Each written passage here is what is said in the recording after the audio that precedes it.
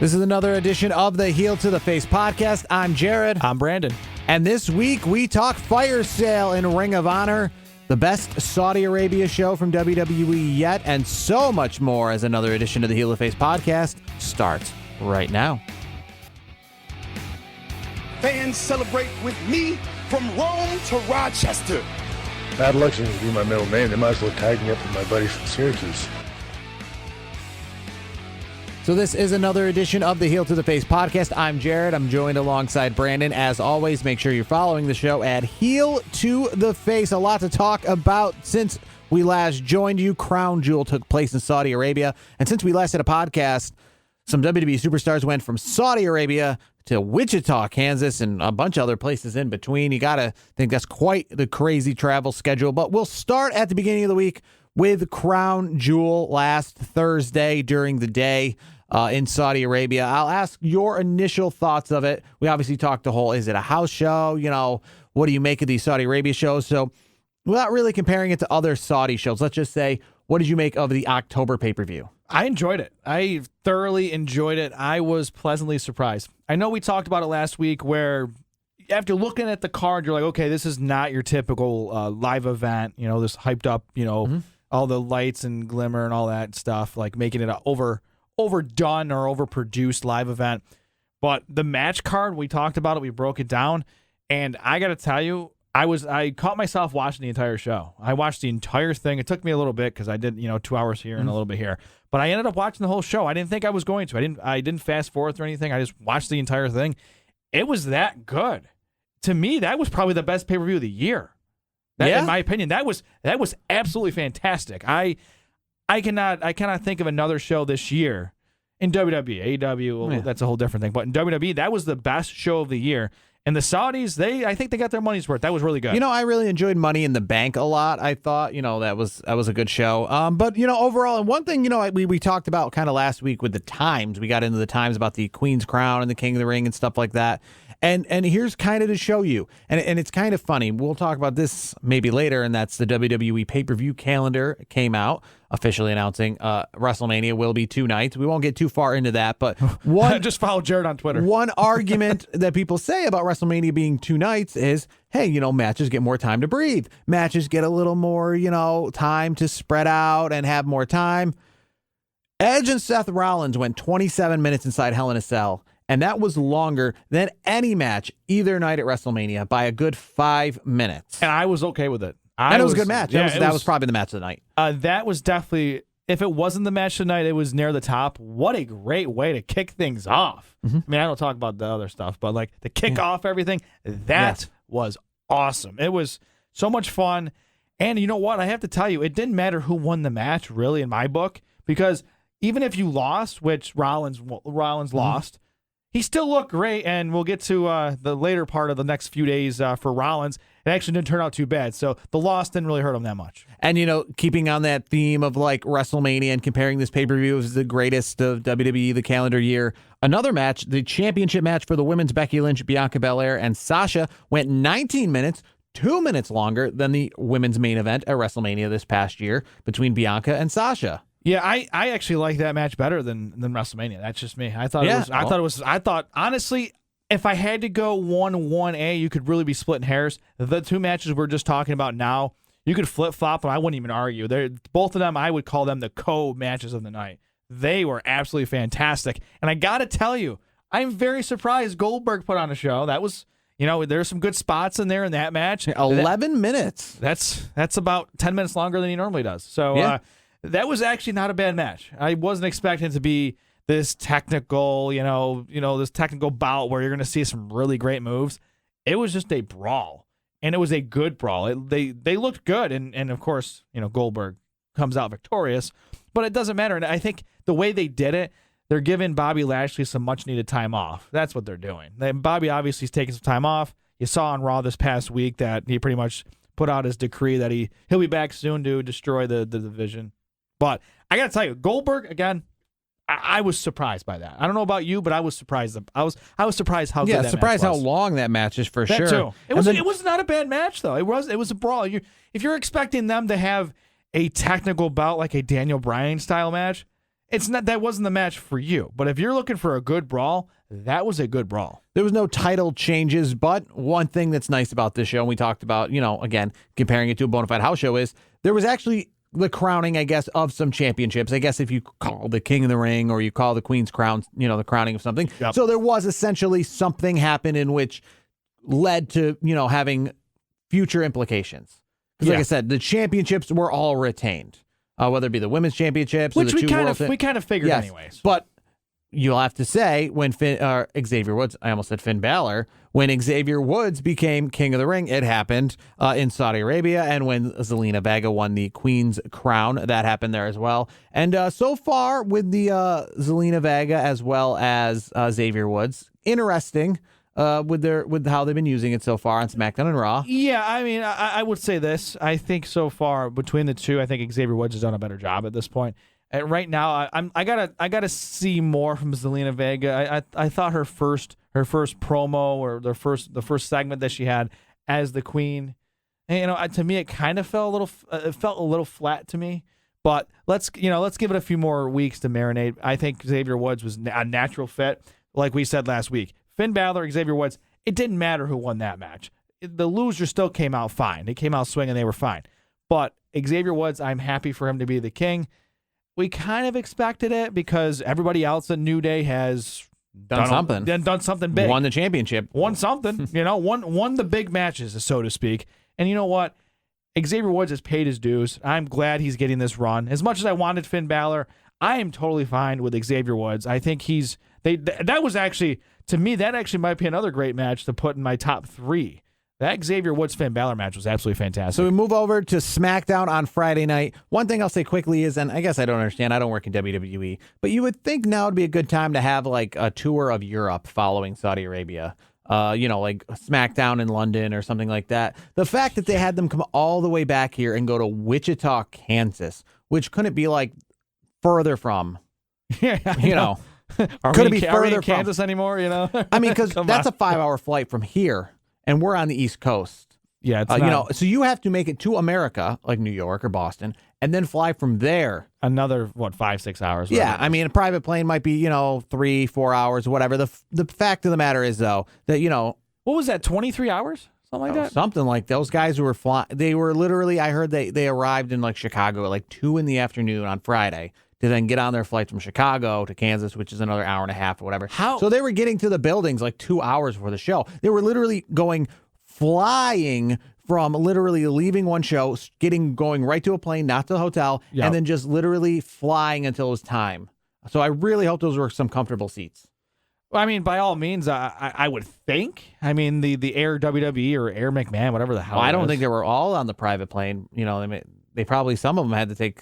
Well, I imagine they chartered something. I mean, Brock Lesnar had his own plane. I think I heard that. I heard that was part of Brock and probably Roman. Yeah, Brock and Roman. But I think the rest of the crew. I mean, I was listening to other podcasts, and it sounded like Corey Graves was pretty comfortable. I don't know if he was wearing like footy pajamas while he was on there, but he said it was comfortable based on kind of. He didn't say exactly how comfortable it was, but you could just tell.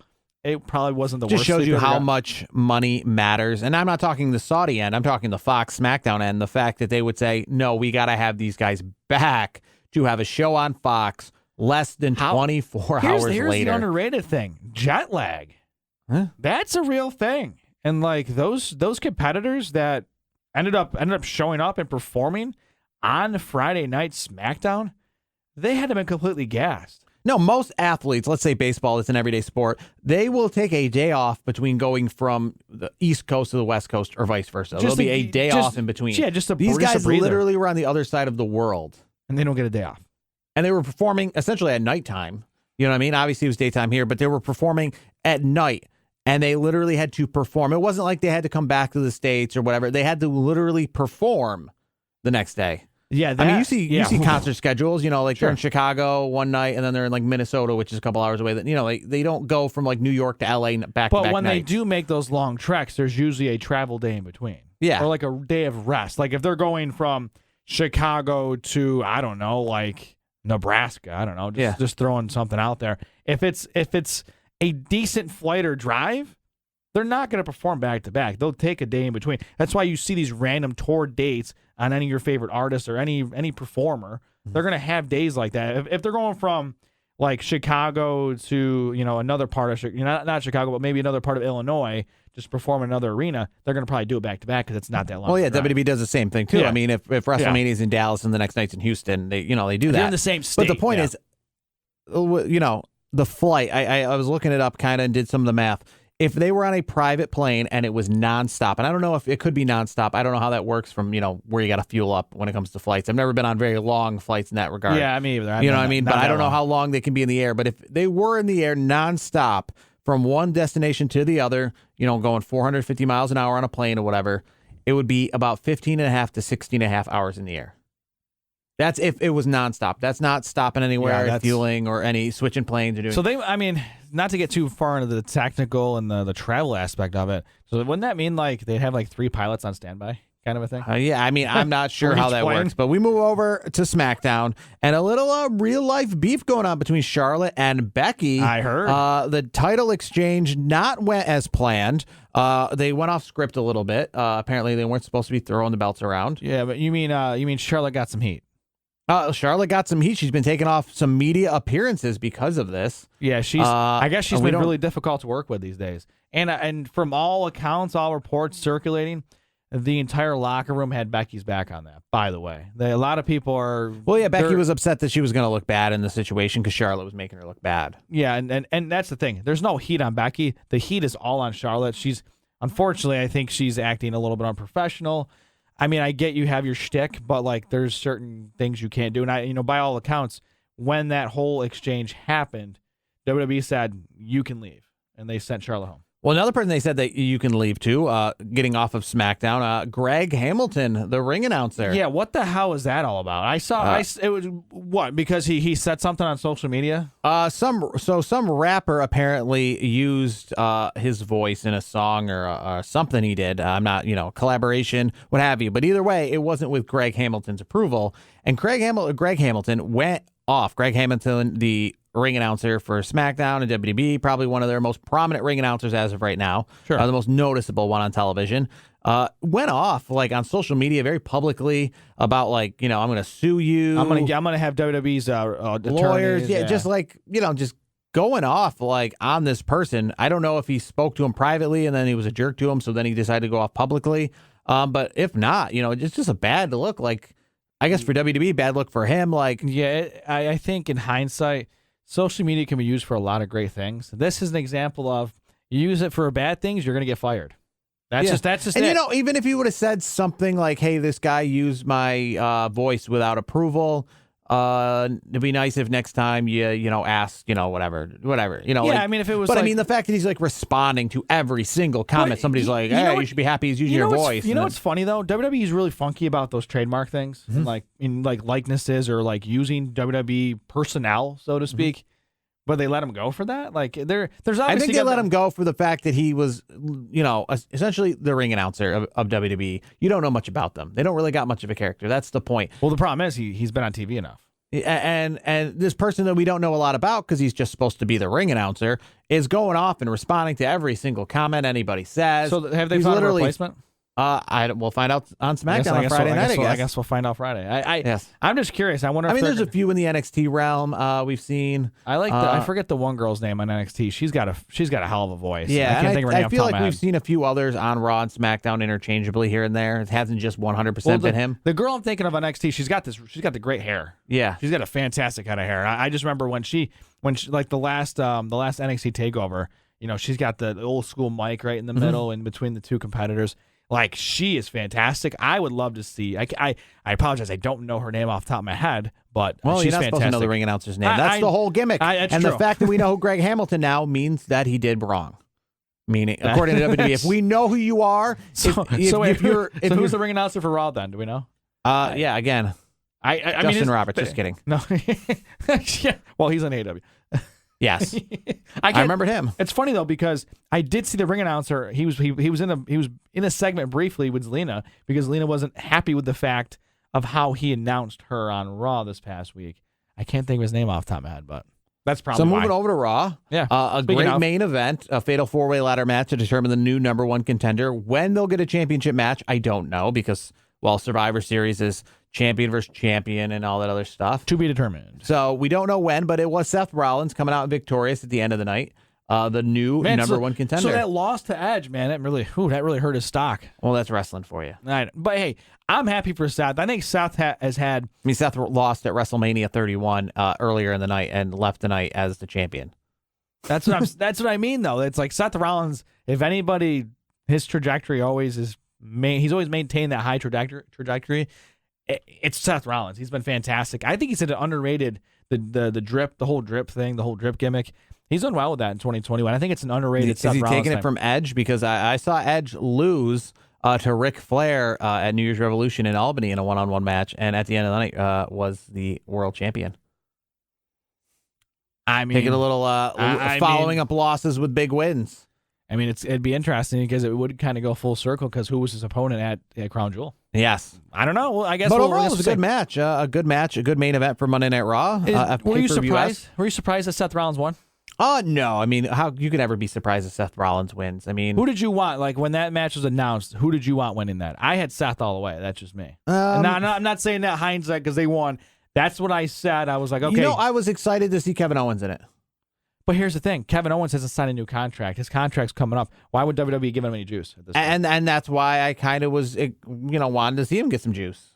Here's the thing: when I see Kevin Owens in any storylines or any matches, any segments, I know because of unless his contract status has been updated and we're not knowing about it, I don't think he's going to get a big push. I just don't see it because why would WWE enhance that talent's value so he can go to the competition, which is AEW? It just makes zero sense. Well, that's why I'm hoping that something gets worked out before then. But here's the other thing.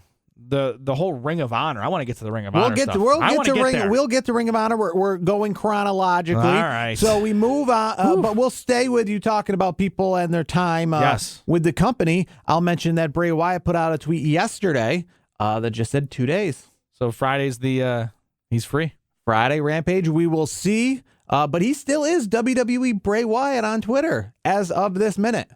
So does he show up on Friday Night SmackDown? Is that like the ultimate swerve? I mean, Bray Wyatt is a creative son of a bitch, so anything is possible. Where do you see him going? Where, like, if you had to throw some chips in and say, I'm going to put my money on this brand or this show or this company, who are you going with? My question is, and this is maybe it's what not I would Ring say. of Honor though, by the way. My question is, does WWE control your Twitter account in the sense of can they take hold of it without your knowledge and switch it on you? Because if you don't work for WWE, why you don't have to switch it? Who's going to stop you? I think what happens with the whole contract, I think it's built into the contract that until your contract is up and your 90-day or whatever 60-day whatever, every talent has their own like their period where they can't do anything. It's a non-compete. I think during that time they still have to maintain their gimmick for WWE purposes. But I guarantee. I don't think he has to maintain his gimmick for WWE purposes at all. I think he does because he's under contract for another day. Technically, he's not under contract. He's under no compete clause. It's still part of your contract. That's still technically part of your contract. All I'm saying is like why watch what happens if he's not on WWE programming this this week or Friday. I wouldn't be surprised by next week he'll have a whole new Twitter handle. All I'm just trying to say is, I can see that they wanting to have a Twitter handle for yourself. But if you're doing it for WWE, if you don't work for WWE anymore and you have nothing to lose, why would you care? He would have something to lose because even though it's that non-compete, it's still part of the contract. It's still built into you don't think WWE Legal's got that all you're telling up? Me that if this whole time that he's going to AEW, and he doesn't switch it, let's say he doesn't switch his contract, his Twitter handle as of Friday, you think he can get in trouble for it? I think if that non-compete is not expired, he can't change that Twitter handle. That's just 100%. I don't care what he does until that non-compete is officially done. Until the clock strikes 12:01. I feel like some others have done that though. I know they can put things in their bio to get around it. That's what they've done. Like Dean Ambrose did things like that, where he put stuff in his bio and it was very cryptic. You can't just come out and say, "Hey, this is what I'm doing next," and you're still under the WWE umbrella. You just can't do that. It's contractual. You have a contractual obligation. Yes, it's very confusing to think that he's under the WWE umbrella. He still is. He still is until his non-compete ends. That's how it goes. And look at recently. Tony Nese just came on Dark this past week. His non-compete was up. Now he's He was completely a free agent. That's why you can't go anywhere and do anything. Well, I understand you can't go anywhere. I didn't know. That's part of the contract. It's just how the contracts are built. I mean, I'm not a lawyer or anything like that, but these contracts the WWE put together, it's because of what happened. We've talked about it. The Monday Night Wars, when you got people jumping ship. This is protecting them, where you're on Monday Night Raw, and then the next Monday you're on Nitro back in the day. You can't do that anymore. That's why these things are in place. Same thing with guaranteed contracts. So Tuesday night, NXT Halloween Havoc. You talk about coming for a full circle. Got that Rick right. Steiner and Chucky, they had it out one time on a WCW Nitro. Yes. And then this past week on Halloween Havoc, Chucky in the dressing room of Rick Steiner's son. Could it be some revenge? Could Chucky have not forgot the disrespect that Rick Steiner gave him when he was trying to promote Bride of Chucky back in 1998? I'm sure they didn't. I'm sure Chucky didn't forget. A lot of Chucky appearances with the intro, the fact that it was Chucky's choice trick or street fight match. Were you okay with the result? I was okay with the results. A little surprised that Tommaso Ciampa still was the champion at the end of the night, but more surprised probably the fact that Toxic Attraction swept the women's belts. Yeah, I wasn't expecting that. I mean, what is your take on Mandy Rose now? I mean, I think she is much more legitimate in NXT. Yeah, I agree. I think this is a good place for her to kind of redo the foundation, so to speak. You know, start a whole new gimmick, a whole new look, which obviously she's changed to the blonde, to the dark hair and everything. I think this is going to be good for her in her future. I think it's going to be. I see a lot of championships in her future if that trajectory keeps going in the upward trend. Yeah, I think she is much better in NXT. Oh, absolutely. She feels more. I feel like she's more comfortable. I feel like this is the most comfortable I've seen Mandy She's more Rose. badass. She's less model. But you can tell she's more comfortable with this gimmick. I think she seems, to me, when I watch her in the ring, she seems more excited about it. She's like she buys into this. She's not. I think she's completely sold on it, and she's going all in on it. Imperium became the new NXT men's tag team champions as well. Joe Gacy kept his kind of fun gimmick going with Harland, or as you better know as Patrick Bordeaux, whatever that, the big dude. Yeah. But overall, it was a decent show. I thought it wasn't bad. I enjoyed Halloween Havoc. Yeah, I mean, it's not a takeover, I don't think. But the fact that, we had so many title changes, it was a pretty good show. And Brother Uso was there too. Yes. I forgot Solo Sikoa? Yes, he made his debut. I forgot who he faced. I have the results in front of me. I didn't catch the whole thing. I saw the segment where it was LA Knight and I forgot the other guy's name. They were kind of like battling over like who's the host of the show. And yeah, they were all dressed doing the Halloween. Yeah, they were just. And then Solo came in and did his thing. Yeah, he didn't actually wrestle anybody. No, it was just a segment. Yeah, and I gotta tell you, well, it was weird because they said I felt like the reason I guess I was getting a little confused here, and you're right, it is segment, is because going into it, it was like kind of built as like he was supposed to make his debut in like a match, and then he ended up just making his debut as in a segment. And I'll tell you right now, I think the segment went off really well. He looks just like his brothers. That Uso DNA is absolutely. I mean, you could literally put all three of them in the room together, and you just know. Like, you saw them, and even the crowd acknowledged. You hear Uso, you hear the Uso chants. I think he's got a great chance. He's got a great look. He looks great in the ring already. And he's young. He's only 28, so I think we're going to see more of Solo very soon. So a few years ago, the revolution of what led to AEW began with the fact that people like Kenny Omega, the Young Bucks, Cody Rhodes, and Marty Scurll, and many others started to make a name for themselves without needing the WWE. Yep. They started to sell their merch at Hot Topic and Spencer's and all these other places and started to make a lot of money. Obviously, they made a big name for themselves in New Japan, but one way that they really made it so that they were also very famous and very popular outside of WWE here was Ring of Honor. Obviously, Ring of Honor and New Japan worked together a lot, but Ring of Honor itself was, and the fact that New Japan, the Wrestle Kingdoms were a big deal with Jericho and Omega and all that, but the Cody Rhodes of the world kept their American audience, like I said, the Young Bucks kept their American audience with Ring of Honor. I went to Ring of Honor Supercard of Honor in New Orleans. That was essentially an AEW show. That was 8,000 people in a sold-out arena, like I said, about 8,000, which is really the arenas that AEW runs. It was an arena in New Orleans, which AEW ran, the Lakefront Arena, not the Smoothie King Center where the Pelicans play, but the more outskirts one. So pretty much it was an AEW building.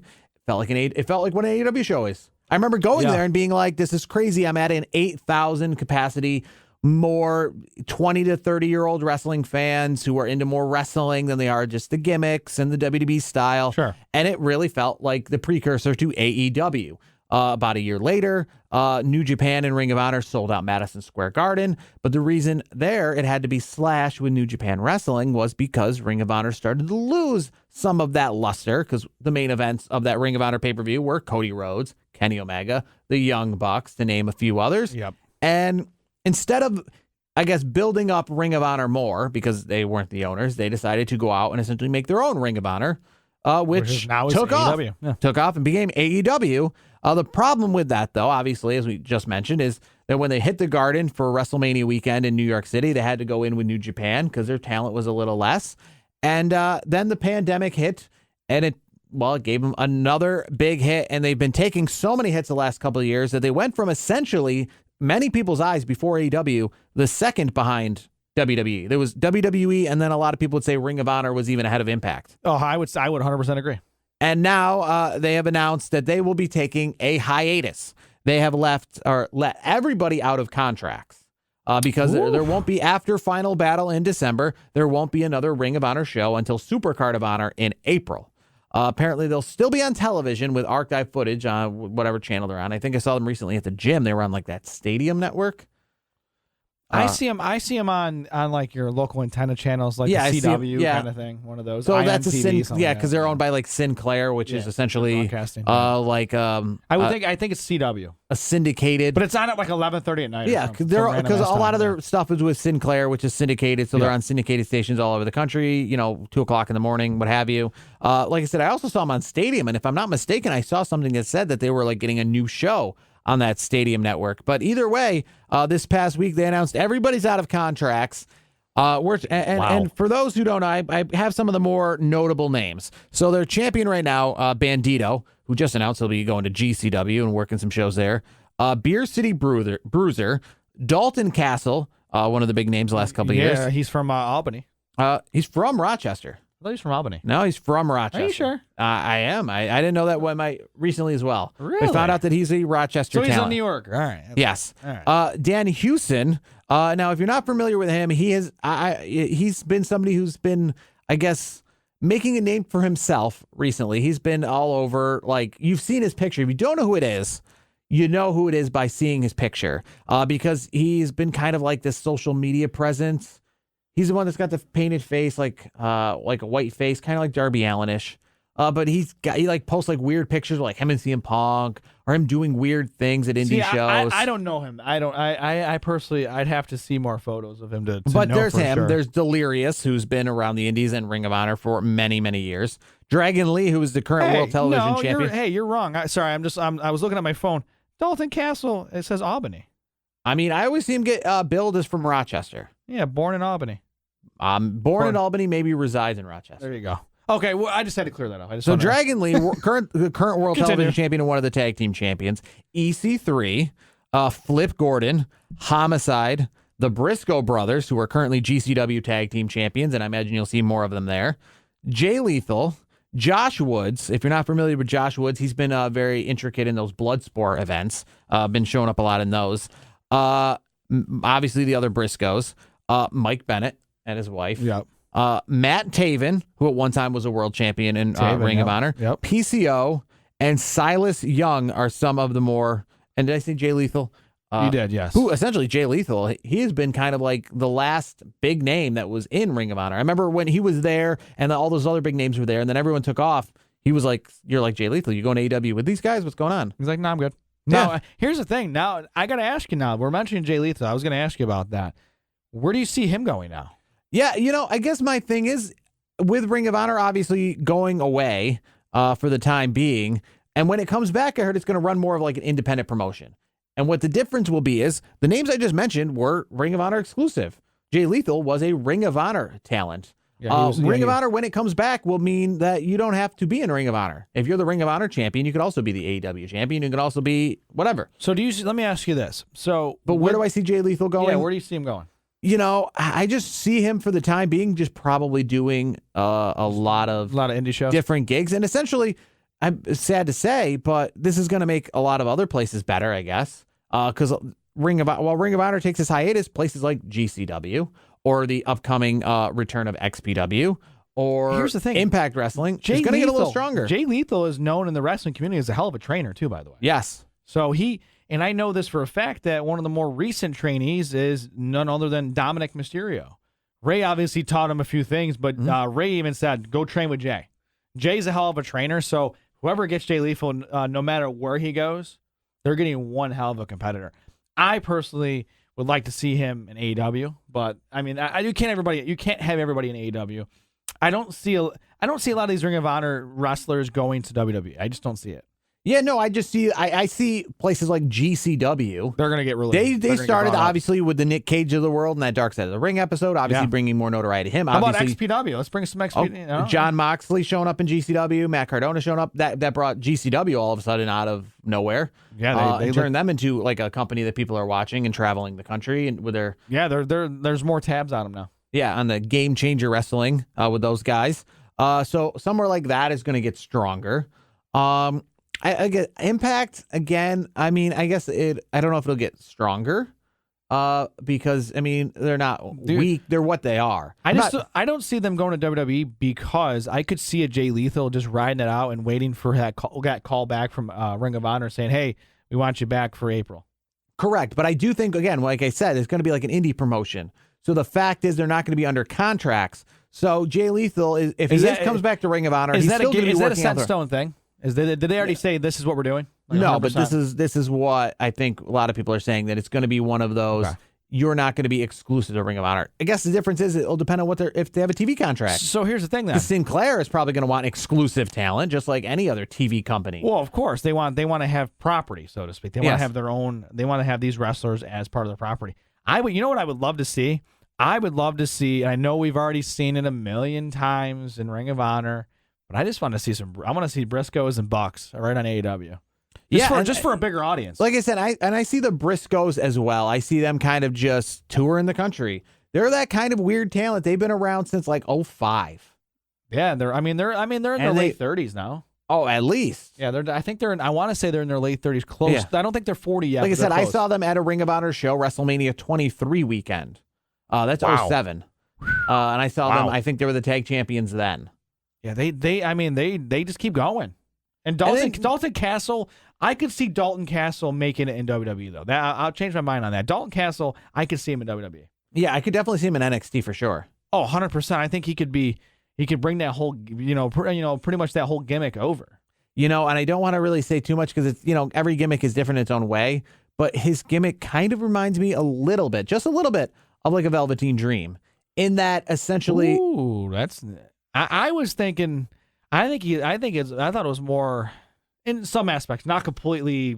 I would say more apples to oranges, but I was thinking he kind of reminds me in some ways like Fandango. Yeah, a little bit. I'm not saying. I guess the reason I said like Velveteen Dream because I'm thinking of NXT, and sure. I'm thinking of a competitor in NXT who was like world champion caliber. I don't know if Fandango ever really. He was always kind of too gimmicky.